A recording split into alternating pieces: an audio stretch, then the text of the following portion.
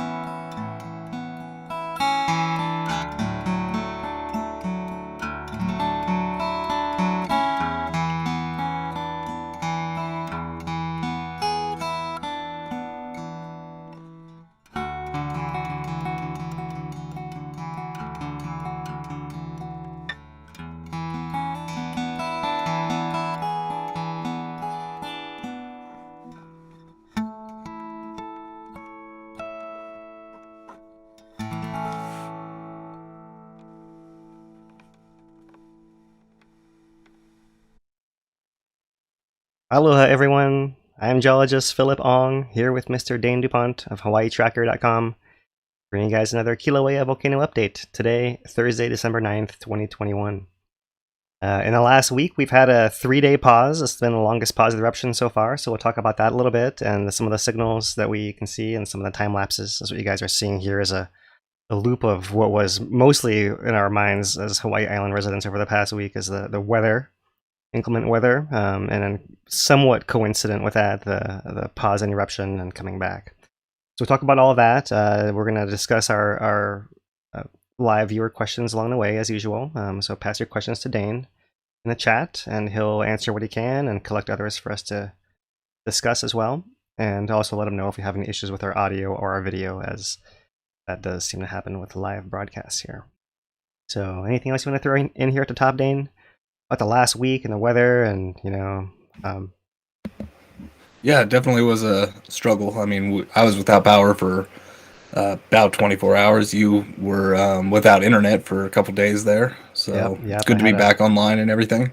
That's right, yeah. Volcanic pause, and I had an internet pause, unfortunately, there. But we're back with you guys. Fortunately, did not have to delay today, but so we'll be able to recap everything for you guys today.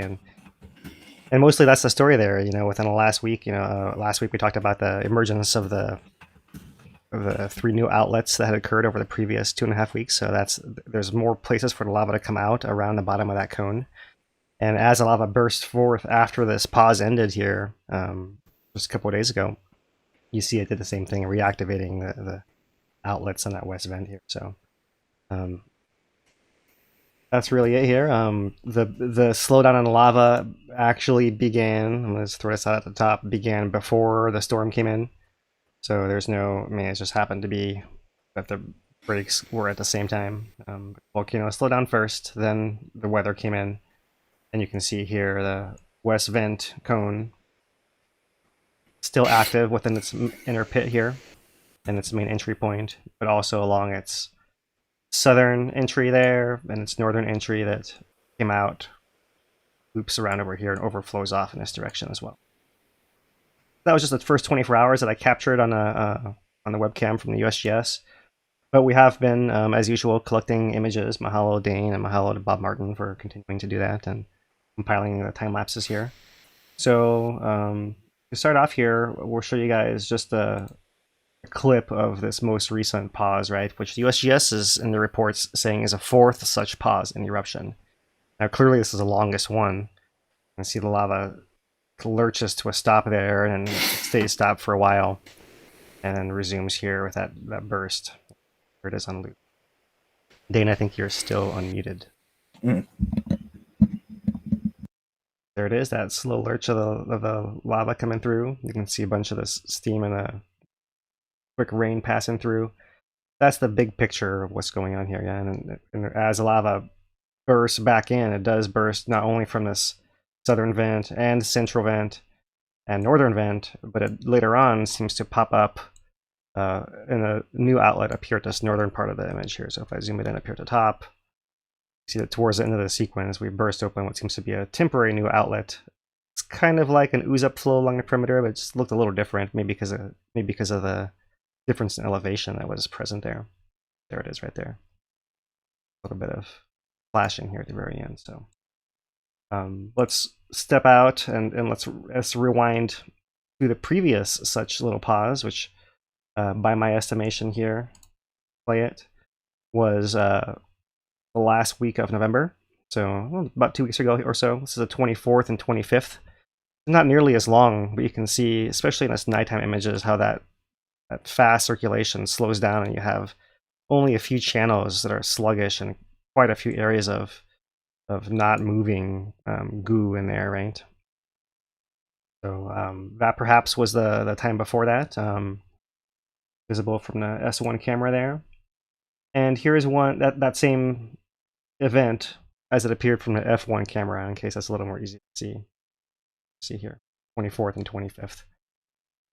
See that when it comes back, even at that point, it reactivates the southern branch once again, and also as well the northern. So interesting to see how there's a relation there, right? We've seen hosts of lava out of the center and the other outlets as well, not following a slowdown, but every slowdown does seem to come back with activation of all those new exit points for the lava from underneath this flooded crust here. So it's been since October 3rd, right? So it's been October, November, 2 months, right, since the vent has been drowned underneath the lava. We're perhaps seeing some surface adjustments of the exit points there, right? We're probably imagine the long-term stop and start effect of the eruption is more to do with a deeper process within a magma chamber itself, right? Not the deep chamber, but the shallowest chamber still below the ground underneath this lava. It's crusted over. So that's that. Perhaps that previous clip, or previous pause, maybe the third one. Not quite sure. I did go back and find another one here on the F1 camera. It goes back to the 7th of November. So about a month ago is when this started. You can see that first pause that came in. And this is interesting because that was right before we had the big bursts from the new outlets in the south and the north. So when we describe that, you really can see that slow down and then reactivation with that flooding of the events. Maybe you can if I don't scroll it up enough, so it's not on the screen. There you go. Play through. There's the burst outs at the end. Now it's going to loop to the beginning, and there's the slowdown with it crusting over, then the lava comes back, resumes its former area. And a few days later, after that slowdown, we have first spillovers, but then the bursts of the north vent and the south vent, outlets of the vent, right? It's all still the same west vent. That's back to the 8th and the 9th. So here's a plot of the tilt over the last month on the summit of the volcano. This is a ground inclination, right? So it's responding to the pressure changes in that magma chamber underground, as well as some other stuff that's a little bit shallower, perhaps. And our scale here is getting to be on the edge of significant, right? We're about 9 microradians top to bottom. So these signals are all real signals of some process occurring, and it could be smaller surface stuff, which might be these smaller wiggles in here. And we also have these bigger. That was a spike when those outlets burst out. You might also have this larger signal right here, which was the beginning of our rusting over most recently for the so that began on the evening of the 3rd, so right in here, and came back in on the 7th, so somewhere right in there. It actually went down, started reinflating, and then there was a lag before we saw the lava reemerge at the surface, somewhere right around a peak right in here. And that since then it's gone back down and come back up and gone back down and come back up. I mean, really the story here, the pattern, now that I've the scale, zoom it in, really the pattern here is this of fluctuation, right? Not just these smaller fluctuations that might be closer to the surface process, but also these larger fluctuations might be slightly deeper, in the range of 1, 2, 3 microradians or so, 3 microradians or so, top to bottom there. So we've had deflation, inflation events. This doesn't exactly look like that. It's got a similar pattern, right? It is kind of going down and then shallowing out and then coming back up. And it does have that pattern a little bit, but it looks like there's something else superimposed on it. Maybe this shorter term signal that you see back in here superimposed on it. So it's got some funny little wiggles that make it not quite the same, right? So, but certainly this looks like a deflation inflation signal and deflation inflation signal. So that's what we're going to be seeing more of those. And as usual, these longer ones can cause the pressing over the surface and a changing of the outlets to go along with that. That's the tilt. If we look at the lava levels, we've just finally had that false gas reading scroll off the edge here, so we have some resolution finally in our plot. And this is the last week. Let's see if I can get this there on the screen here. This is the last week here, so we're looking at half-meter intervals here, starting off at 292 and maybe a quarter or so, and ending up at 294 and a quarter or so. I'm up about 2 meters in the past week, which is about the same as we've been seeing the long-term average, right? But we did have a report from the USGS that in this big gap that's happening right in here, which is largely because of the storm and transmission issues here, did report that for several days the lava level had seemed like it had plateaued. And so maybe we saw some variations. Who knows exactly what's going on there, right? But it seemed like it might have been a little bit flatter and then has come up a little bit steeper here afterwards, right? So somewhat corresponding to that deflation inflation event that we also saw.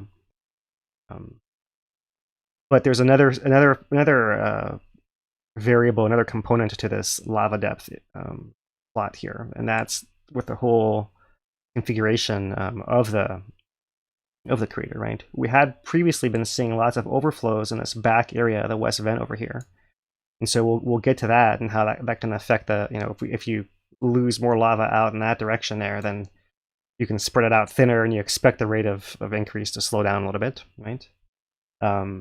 That's the kind of the longer term pattern. But what we're actually seeing upon the resumption of the flow here is that we've resumed that longer term pattern despite that extra space over there, and that's because, as you can see here, as lava has resumed, the flows on this northern downdrop block have not resumed, and so we've seemed to have cut off, at least temporarily, that little supply there. And what you see here is a burst. Yeah, so I've kind of screwed over. There's our main return of lava to the west vent here, and you can see it's flooding out the north over here. I'm sorry, the south over here, and then west.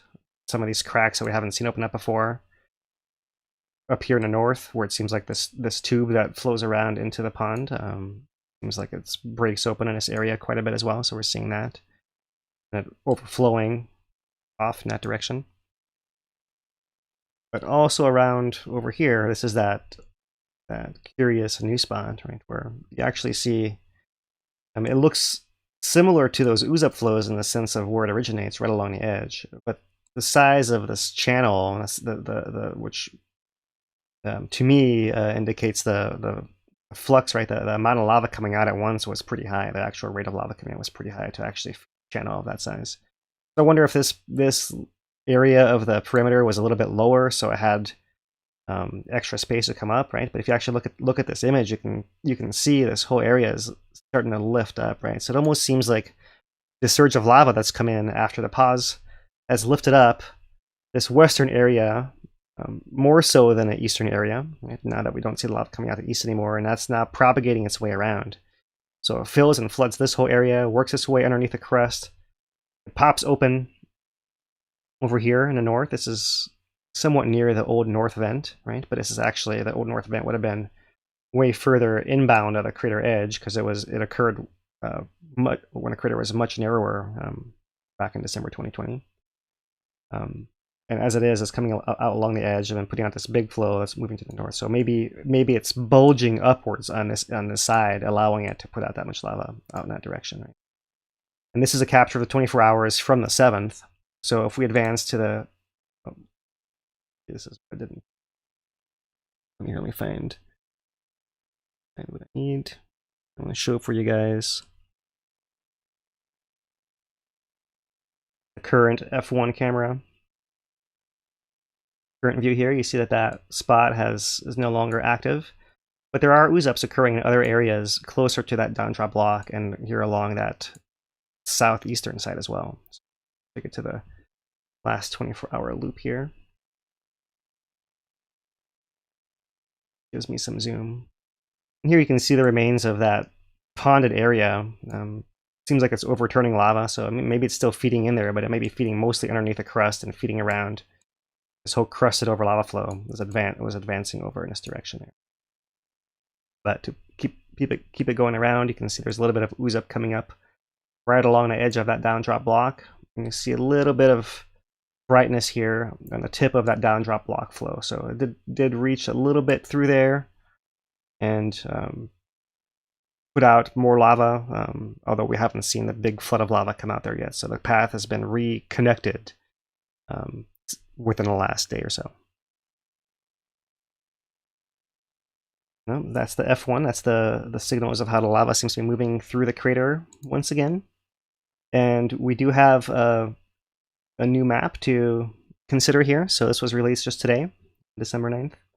And we have, as usual, our statistics down over here. So if I come in a little bit closer, the biggest difference here is this extent of overflows that you see on this down drop block, largely because the last map was put out about 3 weeks ago or so. So quite a bit of a difference as far as that area. And of course, you're growing a little bit in the perimeter. There was a spot that maybe you can see right in here where the lava is gaining a little bit of area as well, or it's starting to come up on a slope of this block here as well. But not nearly as much there, much more largely. So over here, the active area of the lake in red has not changed, really. And really the statistics is what I wanted to come in and look at a little bit closer. So to start off with, the full lava extent, including that overflow block, is 173 acres or 70 hectares there. Now for comparison, I went back and did not, hold on, I gotta pull up an image here that is the map from November 11th. So back on November 11th, you can see that we had labeled on a map just small overflows, but really no large extent on that block yet. So for point of comparison, this is what we're missing right there. And at that point in time, the full extent of lava was 155 acres, 63 hectares. So you can see we've grown 7 hectares or 18 acres. And I would imagine that's largely the size of this thing down here on this down drop block over there. Right, did I do that right, Dane? Did I do any math errors in there?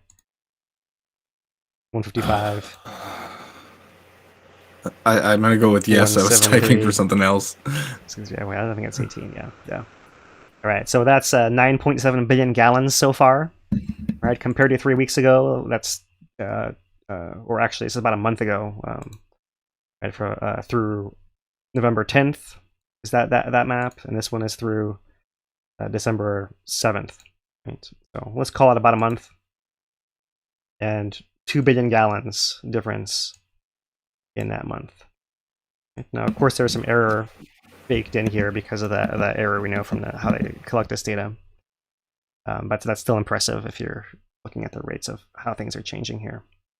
The active area of 17 acres has not changed. That's still the same.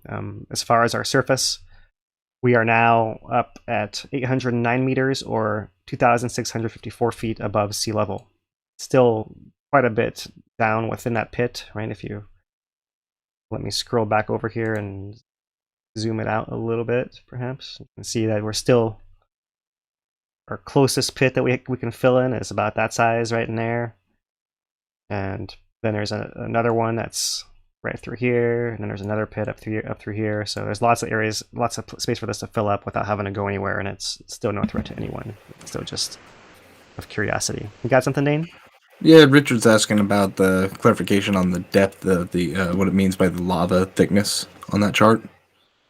The lava thickness is the elevation difference between before September 29th and today, basically. Right, and I had that. Maybe I might be able to find that other picture from last week, but I don't have it right on hand. Second, pull up that cross section to show you guys.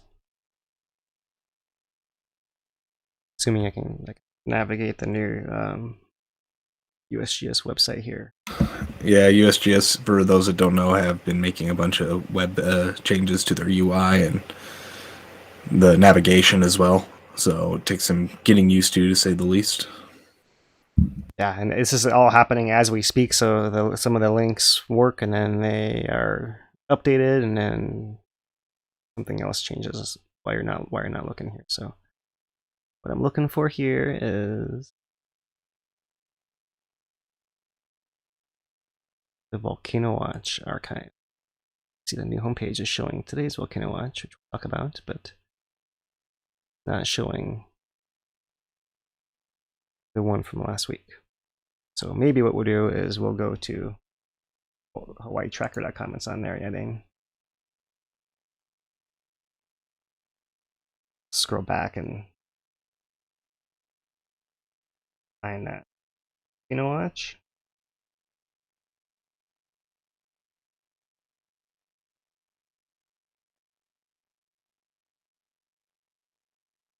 Somewhere in here.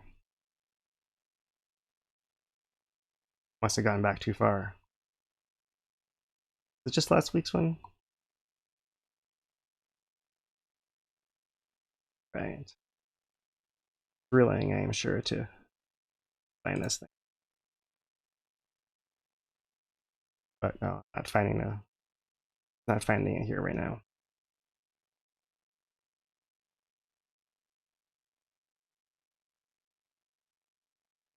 I'll see if I can find that later on one of the other breaks here. So, but yeah, it's still quite a ways down. I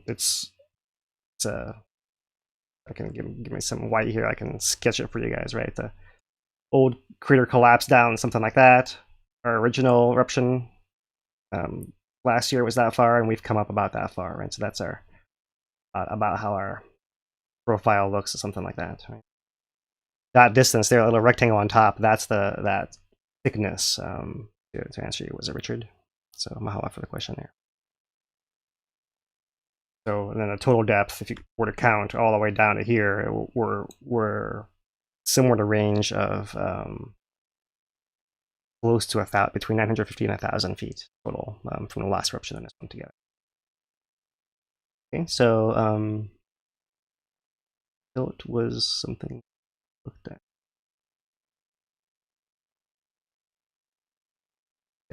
So we'll look at the comparisons here. That new, let's pull it back here. This newest volume of 36.7 million cubic meters. This is getting up there now, right? Our last eruption ended at 41, so we're getting pretty close. The rates are pretty low, so we're not gaining that fast. But depending how long this goes, we may yet surpass it.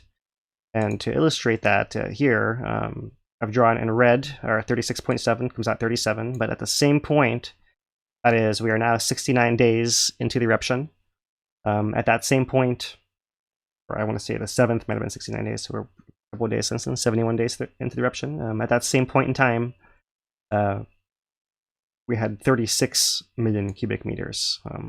So we're slightly above now. We've caught up and we've slightly exceeded up to this point in time, this many days into eruption, the total rate, right? So you can see here, blue was the December 2020 to May 2021. Started off faster, then slowed down faster, and was going slower by this point in time. Whereas we, in September 2021, started off pretty fast still, but not quite as fast as in December 2020. Stayed pretty fast for a ways, and we really haven't slowed down that much yet. We haven't come to any real flatness, right? It's really, you can see that if I connect that point to here, it's pretty close to a curving a little bit, right? But it's pretty close to a direct line there. Not a whole lot of deviation.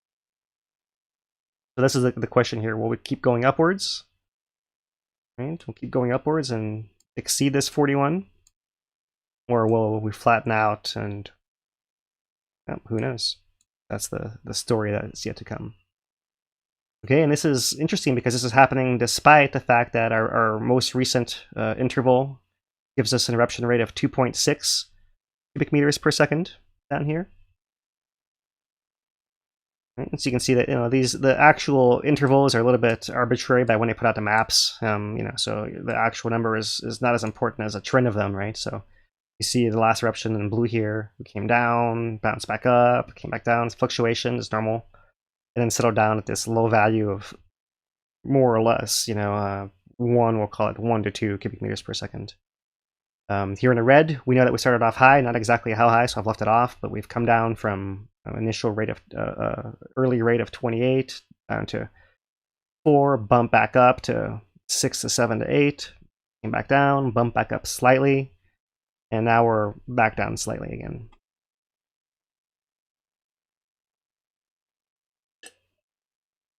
So we're catching up without having any crazy eruption rates. Eruption rates are still waning. But there's, you can see that if you were to compare 2.6 to 0.6 as a factor of 5, of course, just 1 point. But you can see how that maybe a factor of 2 to that, or a factor of 1.5, depending on how it continues and how it tails off there. So that's fascinating.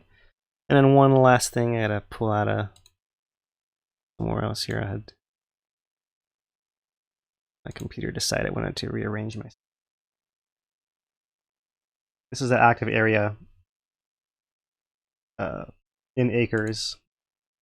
So the last eruption was in a smaller crater, so it filled the whole crater up by this point right here and came back down and was at 17 acres right around this point in time to the eruption. And in red, we had a larger crater initially, so we came up higher, came down faster, and we've stabilized at the 17-acre for a while, right? And actually, we've now come to, once again, pretty closely match the last eruption at this slightly over 2-month mark into the eruption. Okay, so that's the trend of the data there, and so we can look at USGS updates for a little bit more information. And this is, of course, our source for all of this, is all USGS plots and images and webcams, and we may be compiling them and pulling out the clips and all that, but it's all sourced from USGS. So back on Saturday, December 4th, they reported that the rate of eruption had increased sharply, but nonetheless, all the lava was still in the park.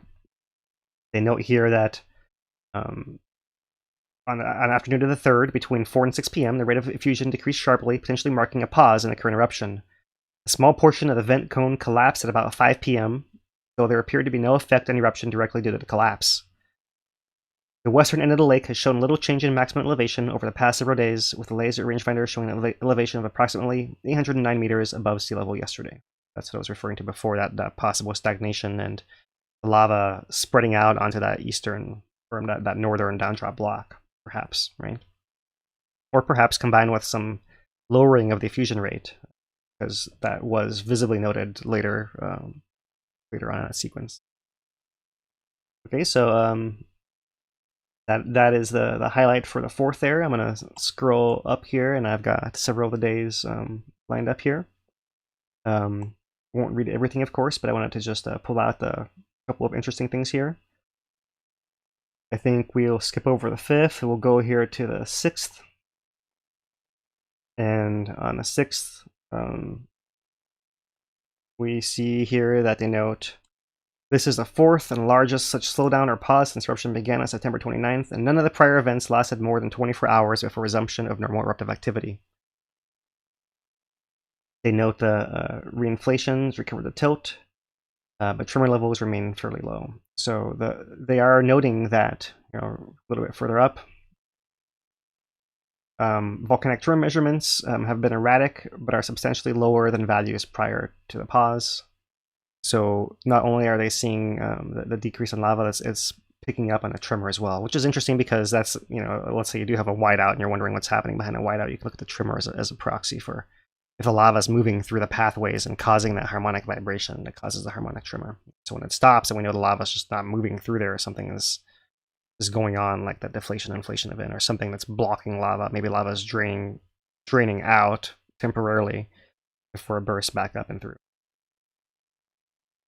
Okay, so that's they do note that the weather has had a drastic effect, not only on the tremor measurements. Of course, there's been no gas measurements made, only the continuous measurements here. And so this is noted. We've talked about this before as well, how we know that USGS was running continuous measurements of SO2 in the past, and we didn't know the current status. But here they note continuous measurements indicate SO2 emission rates have decreased with a change in eruption rate. So they all are noting that they do have those instruments, and they are monitoring them, and they are following that same pattern, right? But don't have access to them. Okay, that's the from the 6th. On the 7th, there's one point that's interesting, and this is not so much after the resumption here, although we can say here that the lava re-entered the vent and resumed erupting between 5:30 and 6:30 p.m., ending the pause that began on the afternoon of Friday, December 3rd. Both ground inflation and tremor peaked around 9 p.m. on the night of the 6th, and tilt meters that showed deflation activity and the earthquakes is still low. Right, so lava reemerged from the vent at 6 p.m. last night being the evening of December 6th, and had covered the prior extent of active lava lake by about 3 a.m. on the morning of the 7th. The eastern edge of the lake that advanced into the lowest of the exposed downdrop caldera floor blocks remains stagnant. So that's what we're just covering right there. 4th and largest decrease, none lasted 24 hours. And similar as what we've covered here before, so not to reread it. But what I wanted to focus in on that's different in this day's update is here in the East Rift Zone observations, where it does say, no unusual activity has been noted in the Kilauea East Rift Zone, and there were no indications lava migrated in that direction during the pause. So thank you, USGS, for putting in something explicit about the Lower East Rift here to direct our Lower East Rift Zone residents and viewers. Right there, that's a key note that we don't see that often, but it's in case you were wondering, they don't often say this is not happening, but they did throw one in here, acknowledging the concern of the residents. So everything's essentially back to normal at the summit, and still no change as far as progression of lava outside of the summit. So that's what I wanted to highlight there. Move on from the text for now and show you guys this GPS link. This is across the East Rift Zone at Puu Oo, going back to last year. And you can see that the distance is still continuing to contract. And that's with the slope going down. If it was going up, like it was over here, that means it's spreading, which might mean magma is filling underground, which is normal also without having to erupt and anything. But that's just one of the states of its being. But we're not even to that. We're just showing it actually contracting as if the magma has been moving or cooling or leaving that area, or essentially not causing the ground to swell. I mean, it could just be that the it's interesting because you see the south flank there moves away and could cause some adjustments at the drift zone above it as well. So it could be something along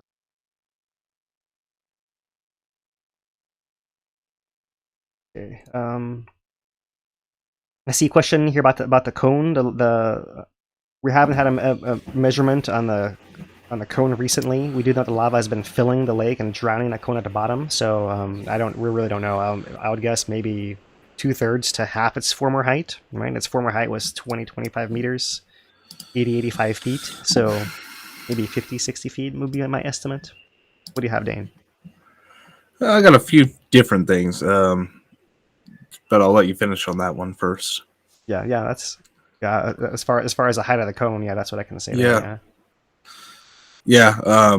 And it's so hard to track the height of it because everything's kind of moving in there and adjusting, and what's your point of reference. So I think that's about right. At the end of the day, we do have a couple things I've sent your way that were released in the past little while or in the past day. We can bring some of those up, talk about them when we get through this first part. Okay, sounds good. Yeah, so let's see if there's anything else that's relevant quite yet, and maybe I'll take the question from Richard here that says, can the recent pause be due to a lot of the gas being released and affecting the plumbing system somehow?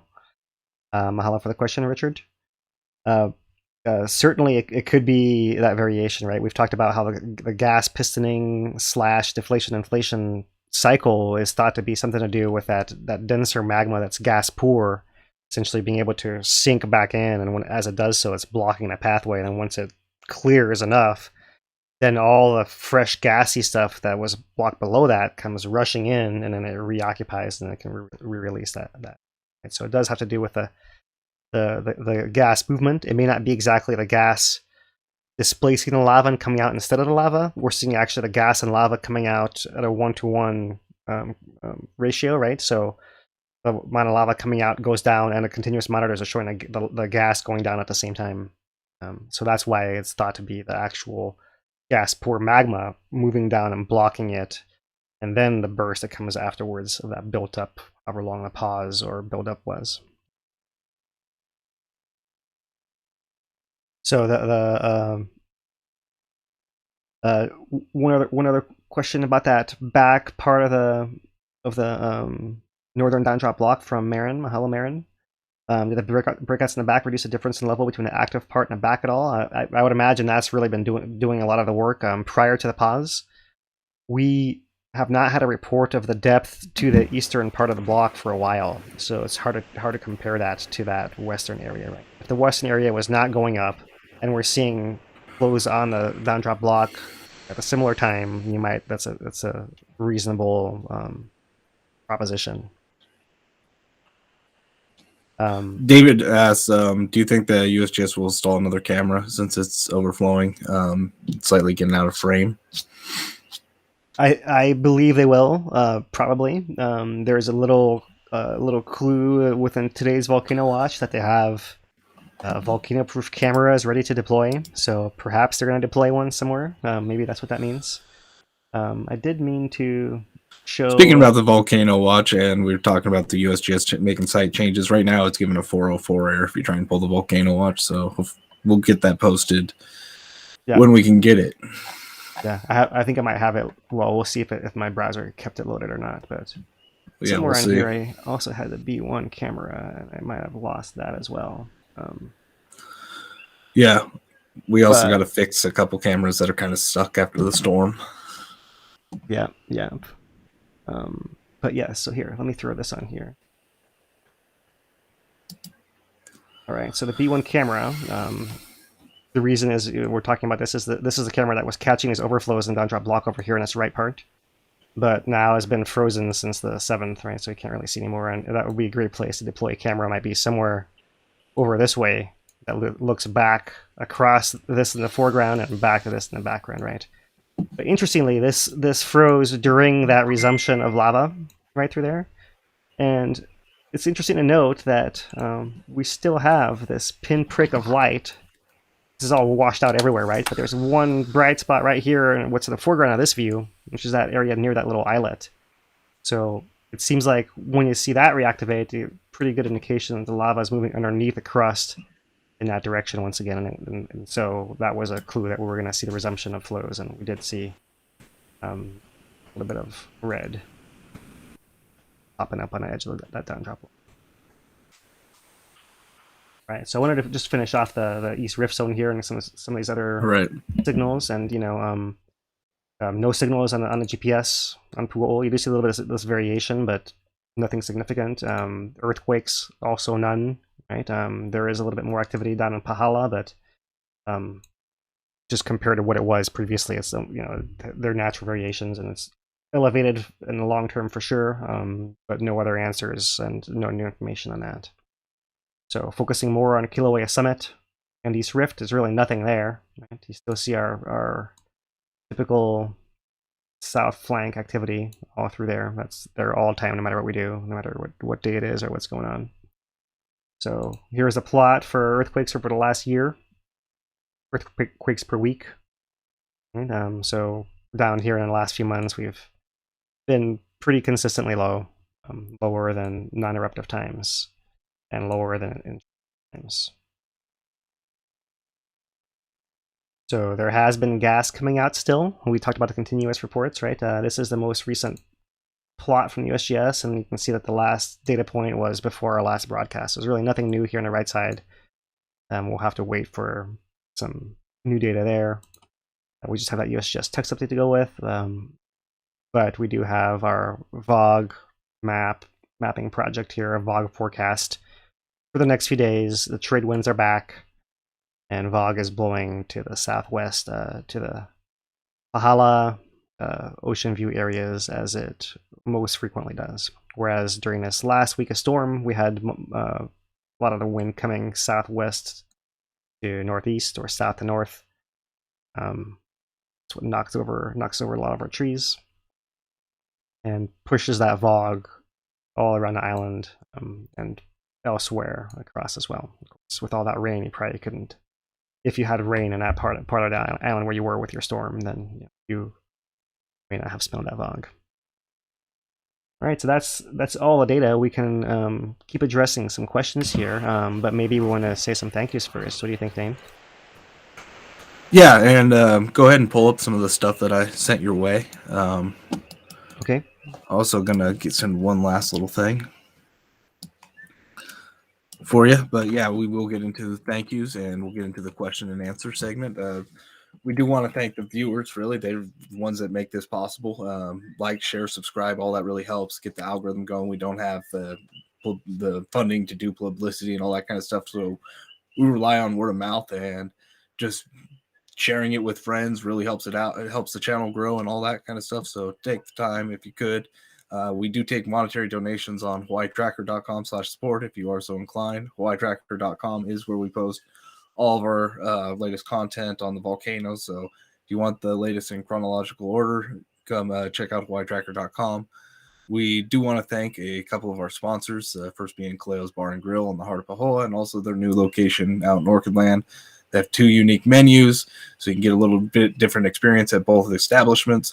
Indoor, outdoor dining, takeout options. They do some unique twists on some local dishes, as well as some traditional dishes with some local twists. So if you're visiting or come on, definitely go check out Kaleos Bar and Grill. We also like to thank Lani Tours.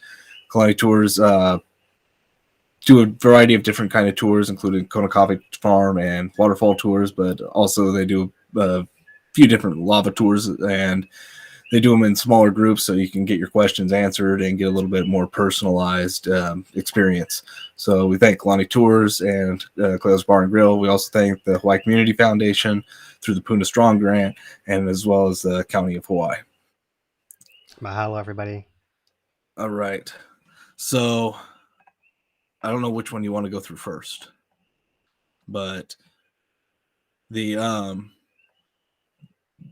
there's some steam tornado, one of those steam vortexes that was captured by Robert, and he provided some photos.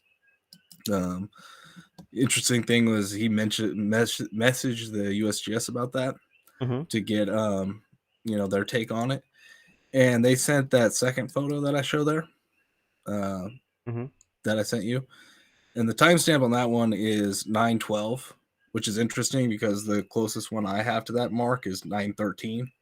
So the internal servers at USGS are updating at least every minute on these cameras. Oh yeah. Though the public facing is only getting 10 to 15 minute intervals.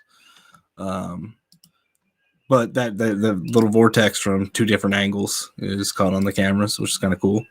There it is. Draw on it here, right? A little vortex right there. And here is the other image. So yeah, thank you, Robert, for sharing that. And he did post that on Hawaii Tracker as well. They do have a comment I want to get your take on. They said, thanks for sharing. I don't think something like this has been observed in Halemaumau before. I looked at the archive for other Kilauea Summit region cameras and cut a little bit different angle showing the Steam Devil and the KW camera. I remember those Steam Devils or those vortexes were pretty common in 2018 down the Lower East Rift Zone. But I can't remember any inside the crater, at least specifically.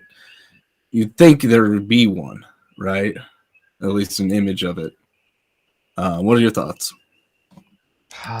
As far as an image that's been captured, that's tricky. I'm sure that there are some around somewhere, right? Because a lot has to do with having a lot of steam around and having hot areas in the ground. Just the right weather conditions too. Yeah. So yeah, I'm not sure if we've had it on the camera necessarily, like webcams as such. I believe some of the local photographers have these kind of things caught. I have a hard time thinking of who might have that, right? I want to say that Sean King might have had something. When I used to run into him photographing at the summit. It's you think Janice or somebody would have one? Yeah. I'm not sure how recently we've had it observed. Yeah. And I remember in 2018, those things were like you could see multiple a day. It was hard to get the camera out fast enough, type of thing, before they dissipated. Yeah, absolutely, yeah. But yeah, thinking more within a crater. Right. In 2018, I'm not sure. I mean, when we had the lava lake in Halemaumau, we were fairly high up, and it was overflowing onto the crater floor. I think at that time you might have had something like that if you'd had a bunch of rain at the same time. So I would look in that pre-collapse era. There might have been rainy a couple months right before that, I want to say. Right. So yeah, maybe in that range, right? But I do want to point out, that we did do a recap of that whole March 1921 eruption, on Jagger's account, and Jagger describes in written form the whirlwinds of steam and gas that are picking up pieces of the crust and hot lava and flinging them out of the crater. Right. So the actual feature itself is not that rare. Maybe it's uncommon because of you don't have lava in the crater all the time. But when there's lava in the crater, it's not that uncommon, and it's been noted many times in the past descriptions of Jaggers, and maybe we're starting to catch them on camera more often now. So that's pretty cool. So mahalo for sharing that. And that's a cool little thread to pull on there.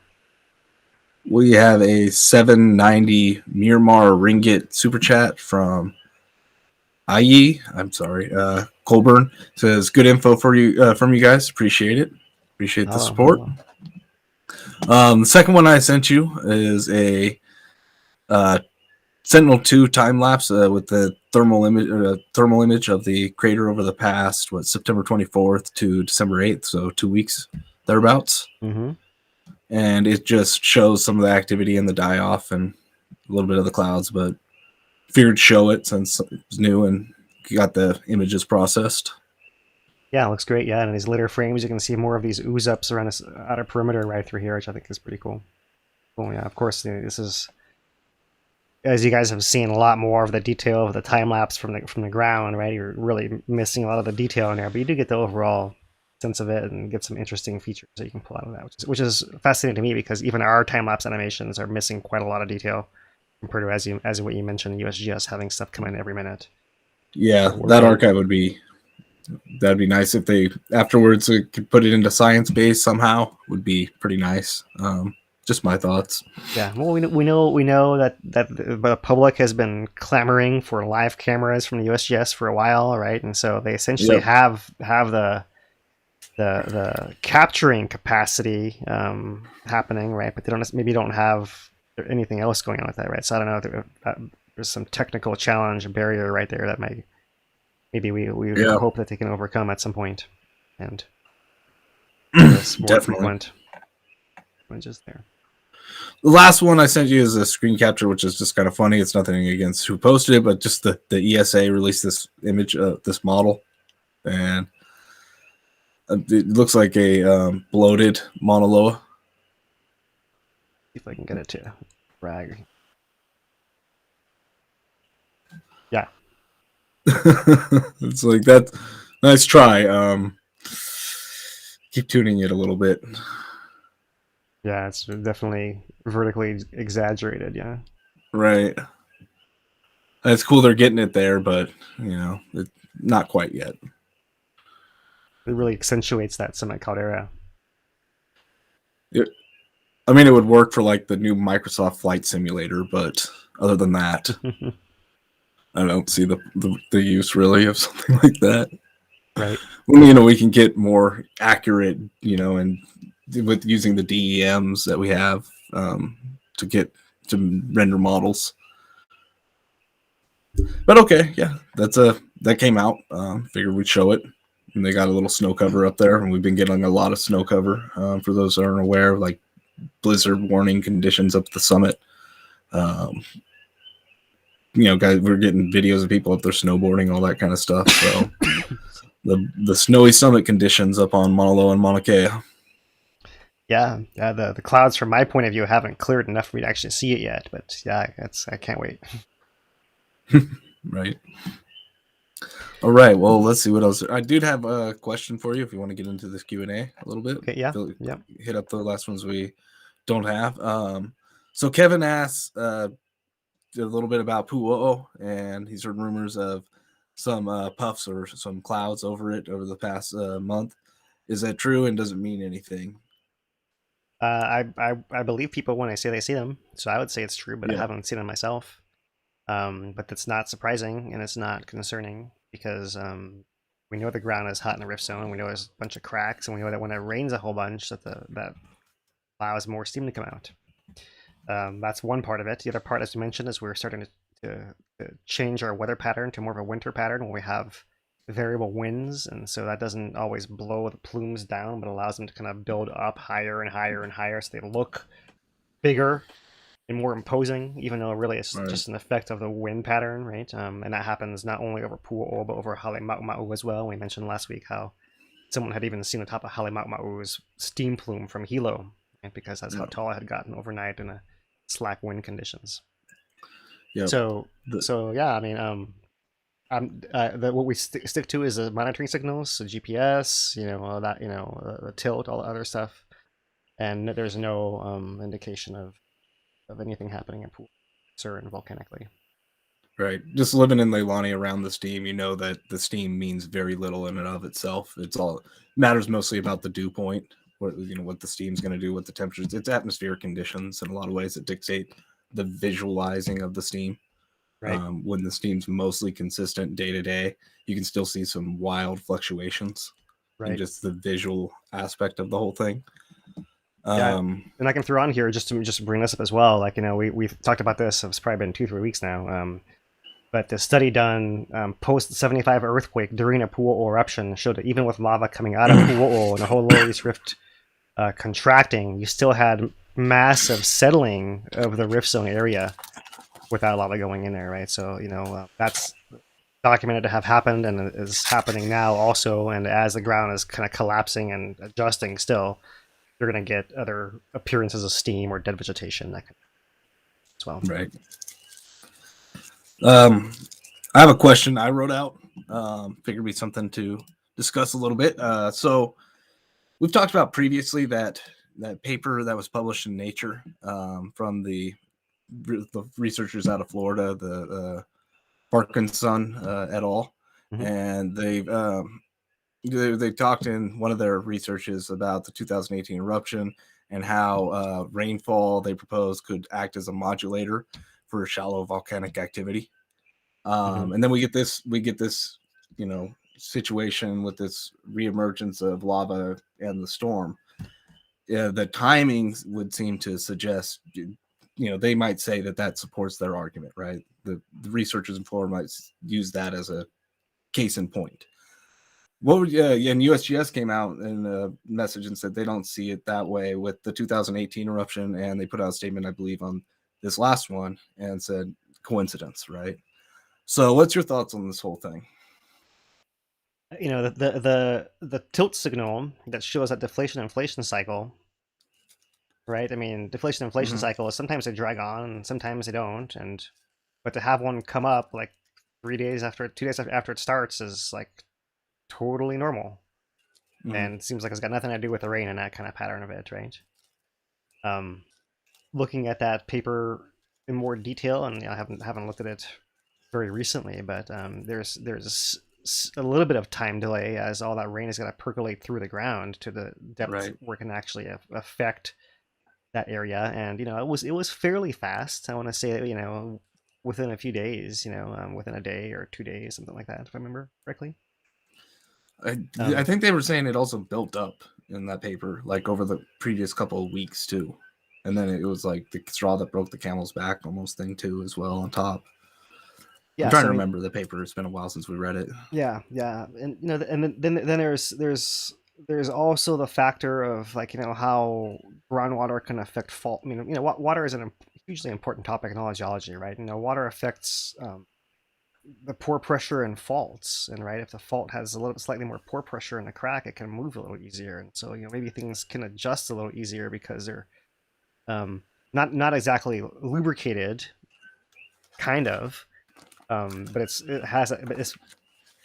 got pore pressure effect as well as the actual presence of water. So it's more like hydraulics in that sense, right? Yeah, I mean, the timing on it is just as soon as that happened, I was like, oh, the arguments about the rain are coming. Like, the rain-induced eruptions and stuff like that. It's coming back. Here we go. We figure it is, but mostly it's because it's like something people were going to ask questions about. And so if you're one of those clickbaitists, that's a perfect thing to dangle on your perfect lure to put on your hook. Right there, right? So we anticipate that because we've dealt with that long enough now, right? And so I thought the same thing. I was like, okay, that's why at the very beginning I pointed out, okay, look, the lava stopped before the rain even started, and then it came back, and and who knows, maybe, well, it could have been a 5-day pause, and it was a 3-day pause instead, and a little bit of rain is what. Yeah, who knows? I don't know. I mean, yeah, maybe. But it's such a minor effect at that point. I think the bigger pressure and the bigger forces are always coming from below in the magma chamber itself. That's always consistent, right? And and you can get to a point where the straw that comes back or one little thing on top of the next little thing, and then at that point it could have been a rock fall. It triggered something, or the lunar calendar, like the cycle that we're in, like all that stuff starts to matter. Right, or a butterfly flapping its wings in China, as people say, right? So I mean, right, the butterfly effect at that point.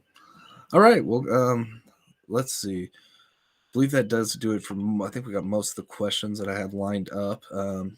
Do the storms make more fog, or does the rain affect the lava to create less fog, or like does rainfall impact the fog?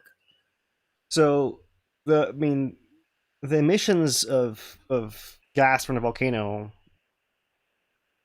are largely steam and then SO2 and CO2, and then a bunch of other stuff that come together, right? So the thing is that the SO2 and the SO2 component of the output is what's causing the sulfuric acid and the particulates and all that stuff's coming from the SO2 in particular. So you're not getting more SO2 coming out of the volcano because there's more rain. You do get a bigger cloud, but that cloud is because there's more steam, there's more water vapor component of that output of gas, if that makes sense.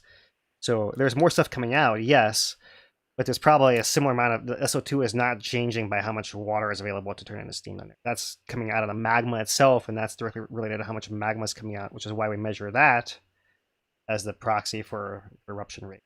So what's The one thing I was thinking that might actually have some impact would be particulate matter, right? Getting attached to the water and pulled out of the air. Maybe the larger piece of the particulate matter, maybe a minute impact. Maybe so, right? But the SO2 starts off more in its pure form. The particulates increase in proportion with time after the plume migrates away from the vent as well. So if it's flying through a wet atmosphere, and the atmosphere is wetter overall, that could, accelerate the process. But as far as how much starting material you still have the same amount of sulfur molecules to start with, and so you can only make so much of that stuff. It's just the filter might get a little stronger. Yeah, you might get more filtering on. Yeah, but yes, as far as producing it, yeah. So an interesting discussion there. Yeah. For sure. All right. Well, I think that does it for most of the questions. Let me check on the Facebook one last time. Yeah, I'm not sure if I can get that Volcano Watch lined up. Right, there is Volcano Watch today. That is the USGS's foray into 3D printing in support of their operations, and so that's pretty cool. We'll have that posted at some point, and you guys can check that out. They talk about how they have different grade printers. One that's got the carbon nanofibers in it for extra strength, right? So a really good strength to weight ratio that they can use on drones, that kind of thing. So goes into some of that detail. So you can look for that. The other thing happening in geology world currently is that the AGU conference is kicking off, hybrid conference both in person in New Orleans and online.